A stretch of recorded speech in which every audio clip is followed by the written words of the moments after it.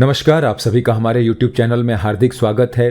महान यूनानी दार्शनिक एपिक्टेटस की शिक्षाओं की श्रृंखला में ये अगला वीडियो है और इस वीडियो में जो हमें पहली शिक्षा मिलती है उसका नाम है अपनी भूमिका को सर्वोत्तम ढंग से निभाएं। हम किसी नाटक के पात्रों की तरह हैं।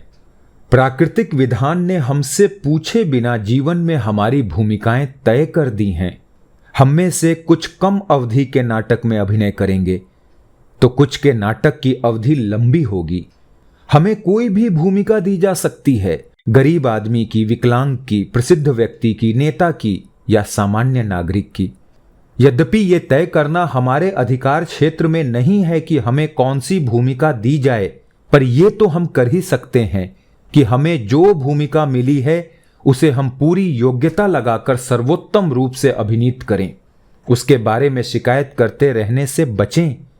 आप अपने को जहां भी, जिस परिस्थिति में भी पाएं, आपका अभिनय पूरी तरह से त्रुटिहीन होना चाहिए।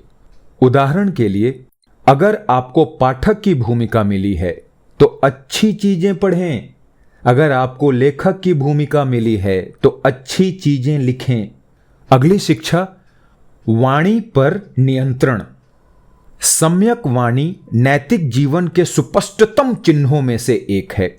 सर्वप्रथम बोलने से पहले सोचिए ताकि आपका बोलना अच्छे उद्देश्य से ही हो। लापरवाही से बातचीत करना दूसरों का अनादर करना है। बिना कुछ सोचे विचारे अपने भीतर की बातें बताते जाना स्वयं का असम्मान करना है। ढेर सारे लोग अपने मन में आने वाली हर भावना, हर विचार और हर प्रतिक्रिया को प्रकट करने के लिए अधीर पाए जाते हैं। वे परिणामों की चिंता किए बगैर जो कुछ भी उनके दिमाग में है उसे बाहर फेंकते जाते हैं। यह व्यवहारिक और नैतिक दोनों ही दृष्टियों से खतरनाक है। अनुशासनहीन वाणी उस वाहन की तरह है जो अनियंत्रित भागी जा रही है और किसी गड्ढे में गिरने के लिए अभिशप्त है। जरूरत पड़े तो ज्यादातर मौन रहें या कभी कभी ही बोलें। दिन भर चपर चपर करने से यह कहीं बेहतर है। सामाजिक या व्यवहारिक अवसरों की मांग हो तो जरूर बोलें। विचार विमर्श में खुलकर हिस्सा लें, पर ध्यान रखें आप निरर्थक की बकबक तो नहीं कर रहे हैं। हमेशा बड़े बड़े और उच्च विषयों पर बातचीत करना जरूरी नहीं है, पर तुच्छ चीजों में रस लेकर बातचीत करने से आप भी तुच्छ होते जाएंगे। दूसरे व्यक्तियों के बारे में ज्यादा चर्चा करने से हमारे क्षुद्र हो जाने का खतरा होता है। खासतौर से दूसरों को दोषी ठहराने, उनकी प्रशंसा करने और दो व्यक्तियों की तुलना करने से बचें। विनोद भाव न त्यागें। उपयुक्त मौका हो तो जी खोल कर हंसें, लेकिन पियक्कड़ों के बीच देखी जाने वाली उस अनियंत्रित ठहाकेबाजी से बचें जो दुर्भावना और अश्लीलता से घिरी रहती है। लोगों के साथ हंसें, लोगों पर नहीं। और जहां तक हो सके कोई ऐसा वादा ना करें जिसे पूरा करने के प्रति आप गंभीर नहीं हैं। अगली शिक्षा जो हमें मिलती है, बड़बोलेपन से बचें। अपना महत्व जताना सच्चे विचारकों का लक्षण नहीं है। शेखी बघारने वाले का साथ किसी को अच्छा नहीं लगता। अपनी बहादुरी के नाटकीय किस्से सुनाकर किसी पर अत्याचार ना करें। आपने कितने बड़े बड़े कारनामे किए हैं, कहां, कब, कितने साहस का परिचय दिया है, इसमें किसी की दिलचस्पी क्यों हो। ये और बात है कि लोग नम्रतावश आपको कुछ देर तक सहन करते रहे। अपनी उपलब्धियों का अक्सर और बढ़ा चढ़ाकर वर्णन करना दूसरों के धीरज की परीक्षा लेना है। आप अपने बारे में बताकर अपने को जितना श्रेष्ठ साबित करने की कोशिश करते हैं, अपने श्रोताओं की नजर में उतना ही गिरते हैं। अगली शिक्षा जो मिलती है, अतिरेक के प्रति सतर्क रहें। निरंतर सतर्कता से ही हम अतिरेक की आदत से अपने को बचाए रख सकते हैं। आपकी संपत्ति आपके शरीर की आवश्यकताओं के अनुरूप होनी चाहिए। जैसे जूता पांव के नाप के बराबर होना चाहिए। नैतिक प्रशिक्षण के बगैर हम अतिरेक के शिकार हो सकते हैं। जूतों का ही उदाहरण लें। हमें आरामदेह, सही नाप के और टिकाऊ जूतों की जरूरत है, लेकिन बहुत से लोग तरह तरह के सुंदर, अलंकृत, महंगे जूते खरीदते जाते हैं।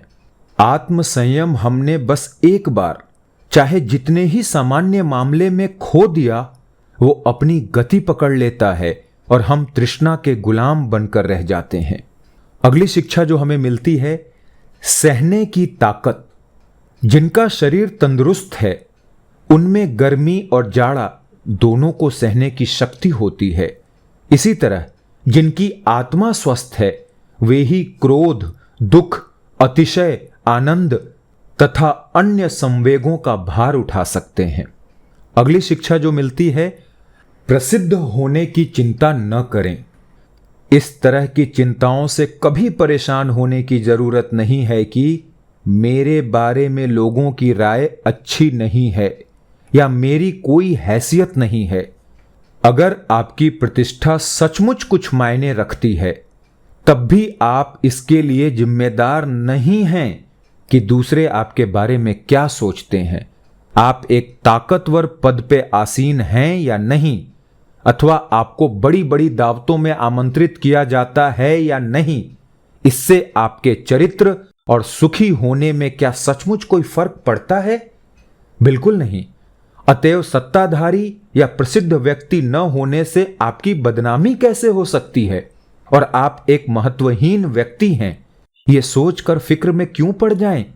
जबकि असली महत्व की बात ऐसे क्षेत्र में महत्वपूर्ण व्यक्ति होने की है जिन पर आपका नियंत्रण है और जहां आप सचमुच कुछ खास कर सकते हैं। अगली शिक्षा जो मिलती है, आशा में बंधना। जहाज को किसी छोटे से लंगर से नहीं बांधना चाहिए, ना ही जीवन को किसी एक आशा से। अगली शिक्षा जो मिलती है, आशा की राह। हमारे पैर वहीं तक जा सकते हैं जहां तक राह होने की संभावना है। क्या यही सिद्धांत हमारी आशाओं पर भी लागू नहीं होता? अगली शिक्षा जो मिलती है, कामना की सीमा। जब हमें कहीं खाने पीने पर आमंत्रित किया जाता है तो वहां जो कुछ भी उपलब्ध होता है हम उसका आनंद उठाते हैं। अगर वहां केक या मछली नहीं है और कोई इसकी फरमाइश करने लगता है तो इस आचरण को बड़ा बेतुका माना जाता है। फिर भी हम उन चीजों की कामना करते रहते हैं जो हमारे पास नहीं है, इसके बावजूद कि हमारे पास ढेर सारी चीजें मौजूद हैं। अगली शिक्षा जो मिलती है, कोई शिकायत नहीं। अगर लोग आपके साथ सम्मान पूर्ण ढंग से पेश नहीं आते या आपके बारे में उल्टी पुल्टी बातें करते हैं तो याद रखें कि वे ऐसा इसलिए करते हैं क्योंकि उन्हें लगता है कि यही उचित है। दूसरों से यह उम्मीद करना यथार्थपरक नहीं है कि वे भी आपको उसी तरह देखेंगे जैसे आप अपने आप को देखते हैं। अगर कोई गलत आधार पर किसी निष्कर्ष पर पहुंचता है तो इससे क्षति उसी की होगी, आपकी नहीं, क्योंकि अज्ञान का शिकार वो हुआ है, आप नहीं। आपने ये बात एक बार साफ साफ समझ ली तो दूसरों के द्वारा आपके आहत होने की संभावना बहुत कम हो जाएगी। भले ही वे आपका तिरस्कार कर रहे हों, वैसी स्थिति में आप अपने आप से कह सकते हैं उस आदमी को ऐसा ही लग रहा होगा, लेकिन ये उसकी अपनी समझ है। अगली शिक्षा जो हमें मिलती है, जीवन मानो एक दावत हो। जीवन को इस तरह से ग्रहण करें मानो वो एक दावत हो जिसमें आपको शालीनता के साथ पेश आना है। जब तश्तरियां आपकी ओर बढ़ाई जाएं, अपना हाथ बढ़ाएं और थोड़ा सा उठा लें। अगर कोई तश्तरी आपके पास से गुजर कर चली जाए तो आपकी प्लेट में जो कुछ भी मौजूद है उसी का स्वाद लेते रहें। अगर कोई तश्तरी अभी तक आपके पास नहीं लाई गई है तो धीरज के साथ अपनी पारी की प्रतीक्षा करें।